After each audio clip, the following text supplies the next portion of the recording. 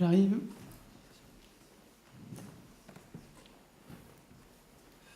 Bonjour, Sébastien Debé, Société Armor Green. J'avais une question pour Alexia concernant le projet que vous avez présenté. J'aurais souhaité connaître le niveau de retour sur investissement en durée sur votre opération, donc à la fois sur la partie autoconsommation comme sur la partie efficacité énergétique.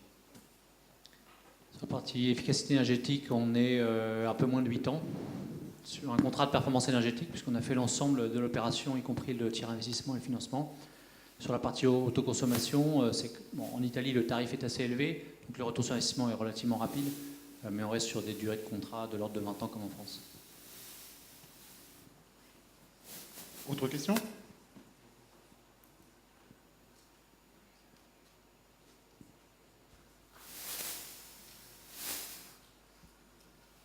Bonjour, Christophe Thomas, Solaire Direct.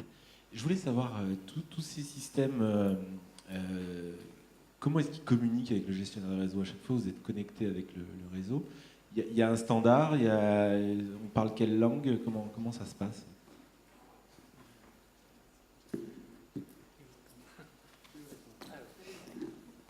Je ne sais pas si les personnes d'Enedis sont encore dans la salle cet après-midi, mais en fait, effectivement, c'est un des soucis. Donc les standards sont en train de se développer. Ça a été évoqué lors de la présentation de SMA. Dans les démonstrateurs, on est capable, avec les constructeurs qui sont autour de la table, de se mettre d'accord sur les formats de données. Mais il y a tout ce travail à faire. Et donc c'était un petit peu la synthèse de ma présentation, où justement la profession se met en avance de phase pour pouvoir présenter les standards. Alors, ce que j'ai un peu oublié de dire, c'est que on a un colloque qui est très franco-français aujourd'hui. Les industriels, et ça a été rappelé cet après-midi, travaillent beaucoup pour l'export, parce que c'est aussi important. Et donc l'idée, c'est de prendre un peu d'avance sur nos petits copains, de façon à pouvoir présenter des standards, au moins au niveau de la communauté européenne, et si ce n'est au niveau mondial, qui nous avantagent un petit peu par rapport à toutes les expérimentations qu'on a pu faire. Donc c'est c'est le cœur du sujet, c'est pour ça que je l'ai présenté cet après-midi. Pour la digitalisation, c'est d'être capable d'interfacer ces systèmes-là sans faire des usines à gaz, ou alors sans être dans un débat propriétaire qui est Google qui fait tout, ou un autre, quoi. Juste pour apporter un complément là-dessus. Je suis dans la salle ici, Léo Bénichou, NJ, pour mentionner un projet de recherche au niveau européen qu'on a mené avec des partenaires, y compris académiques, sur des ontologies. Donc on écrit un langage. Le projet s'appelle SEAS, pour Smart Energy Aware System, SEAS. Vous le trouvez facilement en tapant dans un moteur de recherche. Merci pour ces précisions. Pour apporter un complément, quand même, sur les notions de standard, les outils digitaux qu'on utilise pour la mesure de la performance énergétique sont en fait des belles plateformes qui sont de plus en plus ouvertes, de moins en moins propriétaires et qui savent communiquer par API avec un certain nombre de types de data. Donc finalement, le type de data, ensuite, on peut récupérer des data météo, des data consommation, des data production, des data d'objets connectés et des data de RTE que RTE voudra le problème, c'est que RTE voudra bien nous communiquer. C'est peut-être là le point, mais je veux dire, aujourd'hui, les gens qui sont dans ce genre de soft, et qui ont utilisé ce soft, viennent de la téléphonie, sont en gestion de big data, et donc, quelque part, pourvu qu'on ait des données structurées d'une certaine manière, on va savoir les traiter. Merci. Nicolas Maillot. Une autre question? Oui?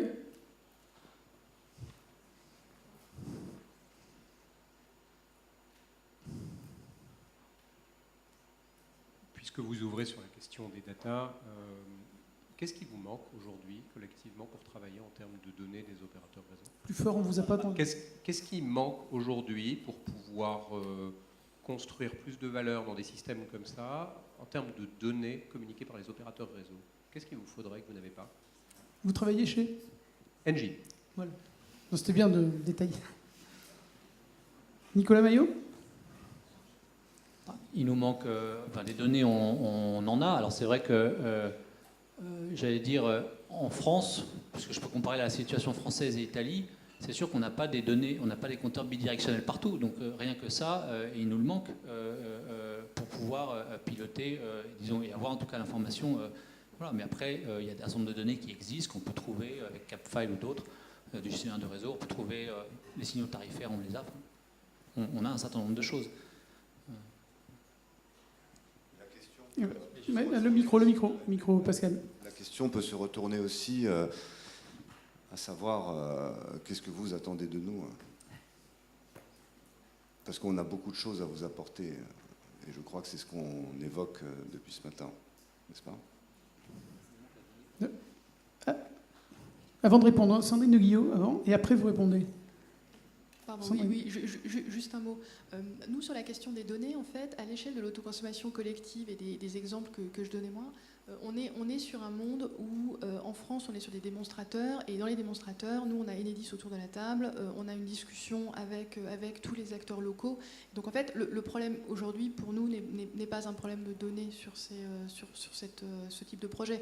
On est plus sur des enjeux de modèle économique, de viabilité sur le long terme du projet, d'enjeux de gouvernance sur le projet, plus qu'un enjeu de données pures. Gérald Semenjuk. Oui, moi je voulais rajouter que effectivement, dans le cas de, c'est la même chose en France, mais on mesure des tensions que le réseau électrique ne sait pas mesurer sur des fins de tronçon.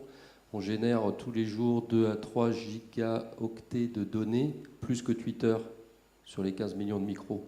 Donc la donnée, on l'a.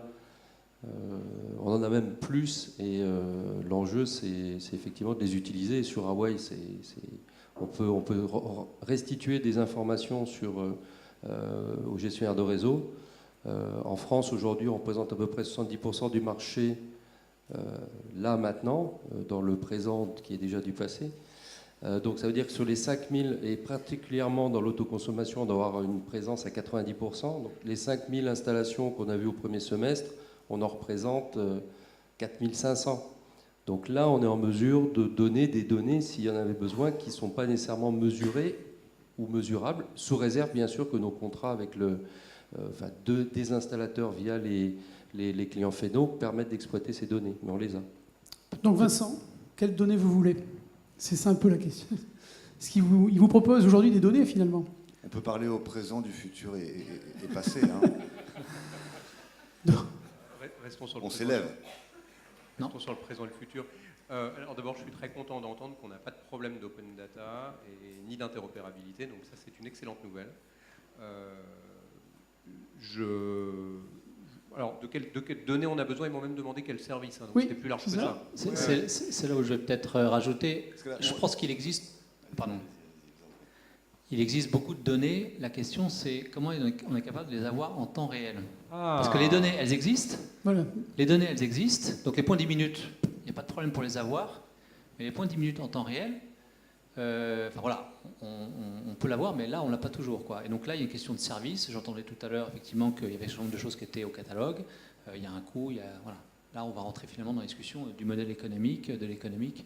Mais l'enjeu pour moi, c'est le temps réel si on veut piloter. Parce que si jamais on a les données plus tard, on ne sait pas piloter. Merci, donc vous avez à moitié répondu à la question que vous m'avez posée. Donc oui, c'est-à-dire qu'à partir du moment où on veut créer de la valeur en local en optimisant, plus on est en temps réel et plus on a de chances d'en créer. C'est sûr que si on avait qu'un jour de décalage, ça va être compliqué de faire fitter des courbes de consommation et de production et de charger et décharger des batteries.